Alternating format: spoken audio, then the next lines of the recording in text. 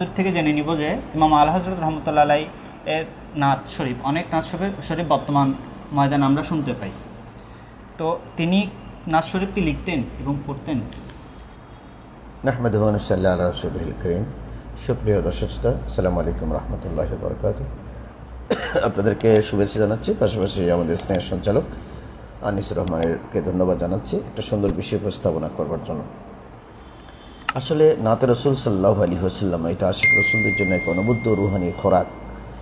রসুল করিম সাল্লাল্লাহু আলাইহি ওয়াসাল্লাম হাদিসে পাকে বলেছেন, ইন্না শায়রা লা হিকমা, যে এই নাতের মধ্যে, শায়রের মধ্যে বা কবিতার মধ্যে একটা হেকমত আছে, মানুষকে উৎফুল্ল করবার, মানুষকে উদ্বুদ্ধ করবার জন্য যে একটা হেকমত, একটা বিজ্ঞান আছে। তো আলে হযরত যদি সেই সাইডে কোনো কিছু না লিখতেন তাহলে কিন্তু ওনার জীবনের একটা সাইড অসম্পূর্ণ থেকে যেতেন। আলে হযরত এমন এক প্রতিভা যে ইনি আল্লাহ তাবারক ওয়া তাআলা ইনাকে সব রকমের জ্ঞানের খাজানা দিয়ে দুনিয়াতে পাঠিয়েছিলেন।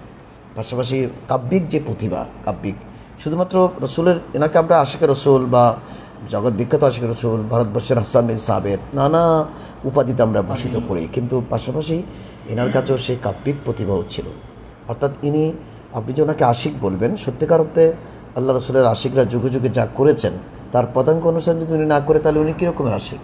যেমন হযরত হাসান বিন সাবিত রাদিয়াল্লাহু তাআলা রসুলের শানে সেই নাতে মুস্তাফা গিয়ে আল্লাহ রসুলের সামনে দোয়া পেয়েছিলেন যে ইনি হযরত রুহুল আমিন জিবরাইল আমিন আলাইহিস সালামকে সাহায্য করবার জন্য, আল্লাহর কাছে ওনাকে দিয়ে সাহায্য করবার জন্য হাসান বিন সাবিতকে দোয়া করেছিলেন।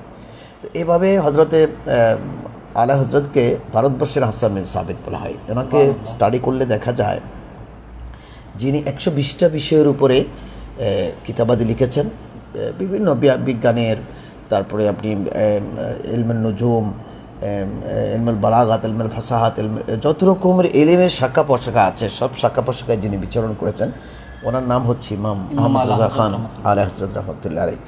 তো ইনি নাতে মুস্তাফা সাল্লাল্লাহু লিখেছেন। ইনি একদিকে শুধু লিখেননি, আমাদের দেশে যারা আমরা কবিতা লিখে উনি কিন্তু আবার সুর দিতে পারে না, যিনি গান লিখে উনি সুর দিতে পারে না। একজন লিখে, একজন সুর দেয়, একজন গায়। আমরা তিনজনকে আমরা বিভিন্ন অনুষ্ঠানে দেখি যে ইনি গান, একজন শিল্পী গান গাইবার সময় বলে দেয় যে এই গানটি লিখেছেন অমুক, সুর করেছেন অমুক, গাইতেছি আমি অমুক। আলা হযরত একদিকে ইনি লিপিকার, অর্থাৎ তিনি নাতে মুস্তাফাগুলো লিখতেন, তিনি সুরকার, নিজেই সুর দিতেন। পাশাপাশি তিনি আবার গীতিকার, তিনি আবার সেই নাতে মুস্তাফাগুলো নিজে সেই সুরে গায়া শোনাতেন।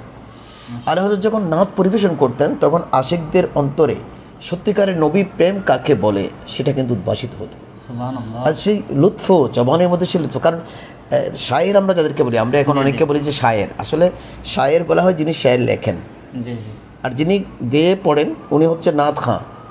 নাত খাঁ, আমরা নাত খাঁকে অনেক সময় শায়ের বলি, এটা একটা ভুল ব্যাখ্যা। আলা হযরত একদিকে শায়ের ছিলেন, একদিকে নাত লিখতেন, একদিকে তিনি সুর করতেন, একদিকে তিনি গীতিকার, গাইতেন। অর্থাৎ ইনি সুর করতেন, সেই সুরের দরদটা ইনি বুঝতেন, মানে কোন নাত শরীফটা কোন সুরে উপস্থাপন করলে আল্লাহ রসুল খুশি হবেন, গোসবাকের শানে কোন মানকাবরটা কোন সুর উপস্থাপন করলে গোসবাক খুশি হবেন, এটি ইনি রুহানিভাবে আগে নজর দিতেন, তারপরে সেই টোনে নাটটি গাইতেন। আমরা করি কি এখন, যেমন সব সালাওয়ালা হামারা নবী আলা হযরতের অনবদ্য নাত শরীফ, সেটার সাথে আমরা ডিজে লাগাইয়া দিই। কিয়ামত পর্যন্ত ডিজে লাগিয়ে যদি আলা হযরতের কোনো নাত পড়া হয় ওখানে কোনো রুহানিয়ত আসবে না। মানুষ হয়তো মজা পাবে, মানুষ এমনি হুই হাই করবে, কতক্ষণ পরে সব শেষ হয়ে যাবে, কিন্তু নাত যে মানুষের জীবন পরিবর্তন করে দেবে, রসুল প্রেমে নিজকে উদ্বুদ্ধ করবে, নাতে মুস্তাফা যে মানুষকে নামাজি বানাবে, নাতে মুস্তাফা যে আশিক রসুল বানাবে, সেটা কোশ্চেনকালও হবে না। এজন্য সবসময় সতর্ক থাকতে হবে। আলা হযরতের অন্য হযরত ইকরামের নাত পড়া এক জিনিস, আলা হযরতের নাত পড়া এক জিনিস। আলা হযরতের নাত পড়বার সময় খেয়াল করতে হবে যারা সুরকার এবং যারা গীতিকার ওদেরকে মনে রাখতে হবে যে আলা হযরত কোন ধাঁচে এই নাতটি গাইতেন। এই সুর তো এখন আর সেই কোনোখানে সেটা কিন্তু আর অডিও ভিডিও নেই, আমরা কীভাবে জানবো, কিন্তু ইনি দরদ দিয়ে গাইতেন। অর্থাৎ একজন নাত খাকে প্রথম কন্ডিশন হচ্ছে উনি 5 ওয়াক্ত নামাজি হতে হবে, উনি শরীয়তের পাবন্দ হতে হবে, উনি সুন্নতের পাবন্দ হতে হবে, নাত যিনি গাইবেন। যে কেন আমি আগে চিন্তা করি যে গলা তার সুন্দর সেই গাইবে, কিন্তু আলা হযরত গলা সুন্দরের কথা চিন্তা করেননি। গলা তার সুন্দর হয়ে যাবে যদি নবীর প্রেমে সেই নিজকে উৎসর্গিত করে, নিজের প্রেম উৎসর্গিত করে, তখন তার গলা সে যেভাবে গাইবে সেভাবে ভালো লাগবে, কারণ তার নাত তো আল্লাহ এবং রসুল কবুল করেছেন। হযরত বেলাল হাফসি রাদিয়াল্লাহু তাআলা আনহুর আজানে পাক তো সুর তত সুন্দর ছিল না, ইনি কথা অনেকটা একটু থোতলা ছিলেন।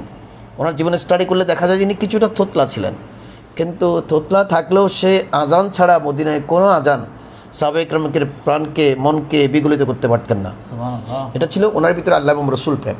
সুতরাং আলা হযরত নাতগুলো গাইবার সময় যে রসুল প্রেম যে মানে নিজকে উন্নীত করেছিলেন, সেই মানে নিজকে উন্নীত করার চেষ্টা করে নাতগুলো গাইতে হবে।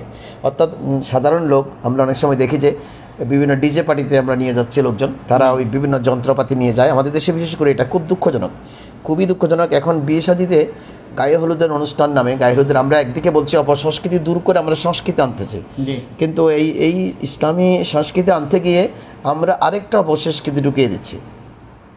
সেখানে আমরা বিভিন্ন নাতখা নিয়ে যাচ্ছি এবং ডিজে নিয়ে যাচ্ছি, যন্ত্রপাতি নিয়ে যাচ্ছি, ঢোল নিয়ে যাচ্ছি, হারমোনিয়াম নিয়ে যাচ্ছি, তবলা নিয়ে যাচ্ছি, আর সেখানে আলা হযরতের নাতগুলো পেশ করছি। ওদের উপর কিন্তু আলা হযরতের বদদোয়া থাকবে। আলা হযরত ইনাদের জন্য নাতগুলো লেখেননি। এই নাতগুলো দিয়ে আমি টাকা ইনকাম করব, ব্যবসা করব, সেজন্য তিনি কিন্তু লেখেননি। এজন্য আলা হযরত যে কিতাব রচনা করেছেন, যতগুলো নাত সম্ভার ওনার আছে সবগুলো উপস্থাপন করে উনি খাদাইকে বকশিশ নামে একটা কিতাব উপস্থাপন করেছেন। এটা বিশ্ববিখ্যাত খাদাইকে বকশিশ।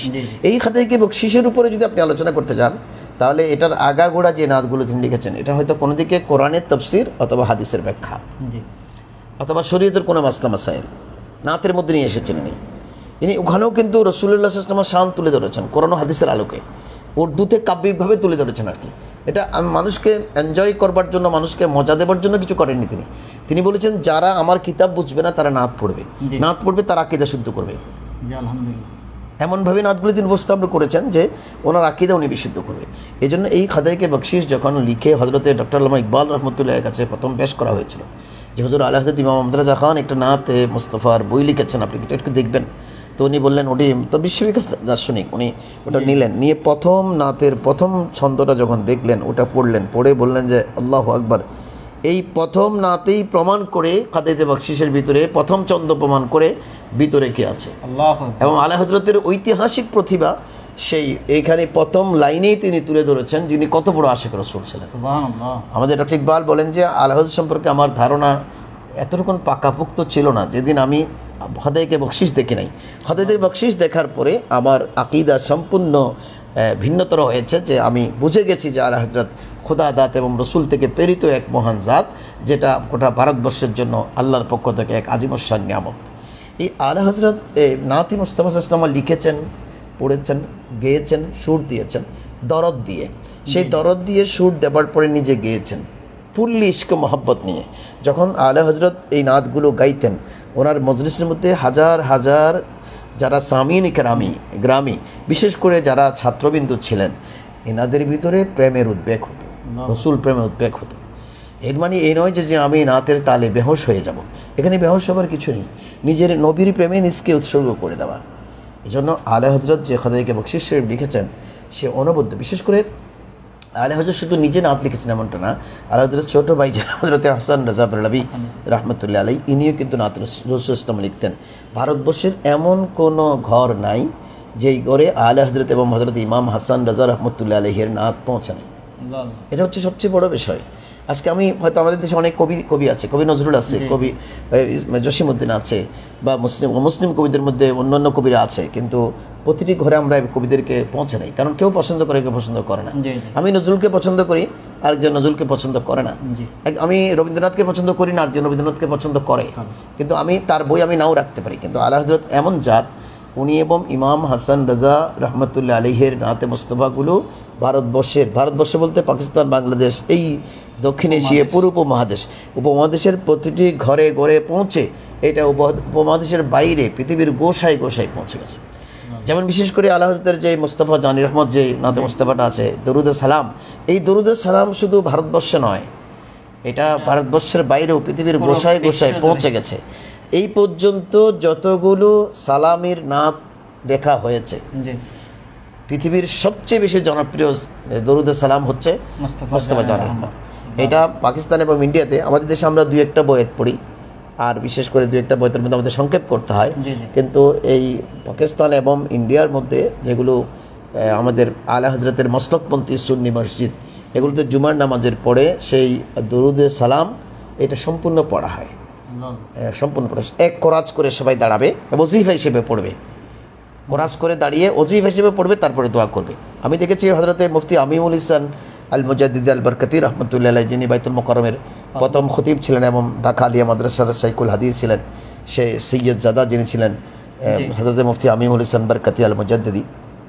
ওনার দৈনন্দিন রুটিনে আমি দেখলাম উনি কোনো আলা হযরতের মুরিদ ছিলেন না, ওনার পীর আলাদা।